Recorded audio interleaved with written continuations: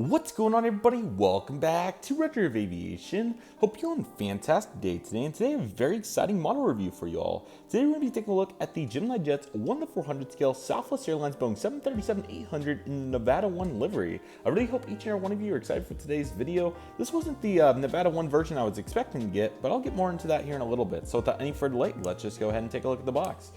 Cool to get a Southwest plane from Gemini for different here in 1:400. It's been a little bit, so they still have their typical corporate design here with the white background here on the box. So you got 25th anniversary, made for collectors by collectors. There's the aircraft itself, Boeing 737-800, CGI, all the rest of the applicable details. And then you got the sides and the top of the box, all that's looking really nice. You got the back of the box here, it's a 2024 release, so all that looks really nice.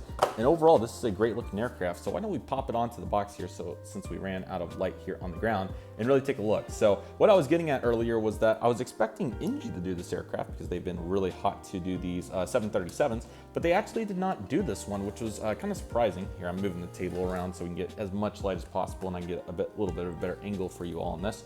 So yeah, NG hasn't done it yet, which is pretty surprising. I thought they would have at this point. But yeah, this is still a really good version by Gemini. And it doesn't hurt to have some change up here in the collection every now and again. So personally, I think this is a great value aircraft and definitely glad to have a variety here, despite obviously some mold defects. But this is still a great aircraft. And again, I'm super excited to have it here in the fleet today. So this is going to be quite a great looking aircraft, and it's going to be a great model. So let me go ahead and zoom the camera in a little bit more since we're a little bit farther out in this case.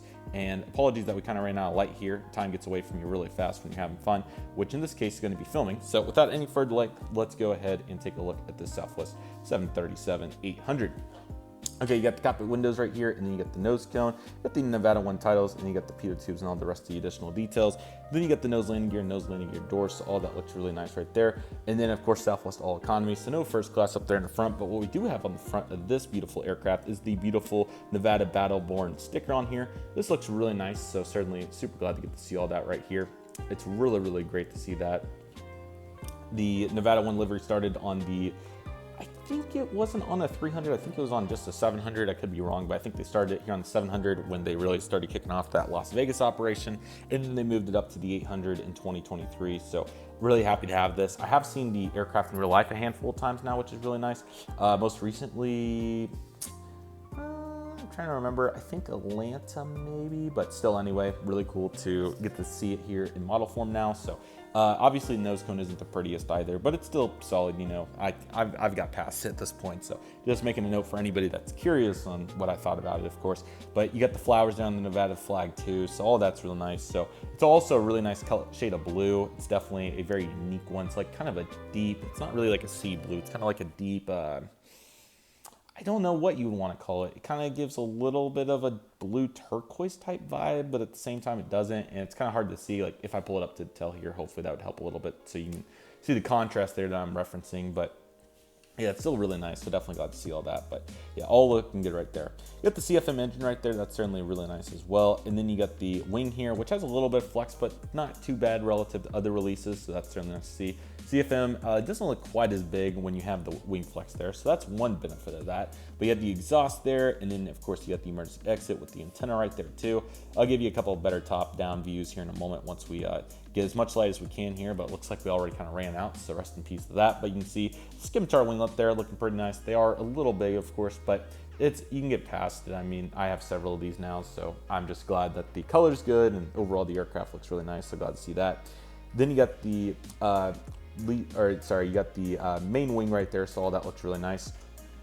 Really good detail there with the speed brakes, really great detail on those, and then the flap slats, all the details there. The engine pylon also looks like it's been worked on over time, so that's really nice. So glad to see all those details, and I think they did a really good job on all that. So really good to see all that. You also got the blue pieces on there that look really great, and the main landing gear are really solid, and they do roll pretty fluidly, which is a nice change. I've had some problems with those in the past, so glad to see that one on the go right there, so that's awesome. Got the antenna right there, and then you got the Wi-Fi box as well, so certainly glad to see that one. And you got the rear antenna too, so that's certainly really cool. And then you got all the rest of the economy, so that certainly looks nice. And you got the registration November 8646 Bravo right there, so that's awesome. And then you got the L2 doors, so definitely super glad to get to see that right there. And you get the tail, which has the Southwest Heart livery on it, of course, and then you got the US flag, and you can definitely see the shade of blue difference. Southwest Has a darker navy to their main heart livery, and then you can see Nevada one here is more of like a mid-tone blue color, so glad to see that. Horizontal stabilizers, which are plastic, but again, you know, we can get past that. At least that one's a physical difference rather than a visual difference. I can definitely, visual's a little bit easier there, so that's nice. You get the EPU, all the rest of the details, and all that looks really nice. Nice reflection there too. Let's go ahead and take a look at our right side, which has similar details there for Nevada 1, and the baggage door there in the front looks really nice, and the baggage door in the back also looks really cool, so certainly super glad to get to see that right there. That's really nice. Top of the aircraft looks really good where the yellows come together. You also got the 2 antennas and the Wi-Fi box up there, so that's really cool to get to see all that right there. That's really nice. In the bottom, you got the GeminiJets logo in the stand hole, which is pretty fluid for these 737s, along with the green bottoms there, the leaves, which really come together, so that's certainly cool to see. All that looks really nice, so definitely glad to get to see all that. No bottom antenna, but that's completely okay. Still got really great details there, and overall this all came together really nicely, so certainly glad to see all that. So yeah, this is a really nice aircraft, and certainly super glad to have this here in the 1:400 scale. What a beautiful aircraft, and certainly a great model here for my collection. Let's go ahead and flip it over to the right side and get some better light. There we go. It looks much better when you have it zoomed out a little bit there. So yeah, this is a really nice model. Gemini did a good job on it. Glad that the color is really awesome on it, and overall it's a solid offering. So I'm certainly glad to have this here in my fleet. I think it'll be a quality addition. And again, like I was talking about at the beginning, NG hasn't done this one, so it was either Gemini or waiting. And I don't, you know, I can be patient, and I have been patient, especially with the pre-orders. I still have a couple of NGs, speaking of which, that are way out. So hopefully those will be coming in at some point, since they were ordered all the way back in Black Friday of 2023. So hopefully get those at some point. But anyway, as for this, you know, who knows when NG's going to do it. I hope they do it, don't get me wrong. I'd love to see them do it, but Gemini beat them to the punch here, and they got my business for this particular aircraft. So I would love to get an NG Nevada 1 if it comes out. And, you know, NG obviously has got some corporate struggles they're going through right now with kind of releasing too many models, so on and so forth, at least in the US opinion. You know, obviously their opinion is probably going to be a little bit different than ours, but relative to the results, you've obviously seen the delayed models and all that. So I think it's fair to say, and I think they would agree in some capacity, that they've overdone it a little bit. So hopefully we'll get past that in the future. And again, I really want to see NG succeed. They have some of the best models out there, but corporately speaking, there's so much left to be desired, and I really hope that it gets, you know, some people obviously are starting to really form opinions about that. So I really hope to see it improve. You know, I can only have so much optimism about that side of it. I'll still be happy to support the model aspect, but the corporate world, you know, Gemini definitely has that nailed down, and this model's still really good. And I hope Gemini can develop a new 737 and A320 narrow-body series molds, because, you know, the wide bodies are awesome, and there's so much to like from Gemini in those aspects. So I really want to see NG succeed too, though I still think they're a really solid company with the models. So hopefully they'll continue to progress, but we might have to make a video on it coming up, so we'll see.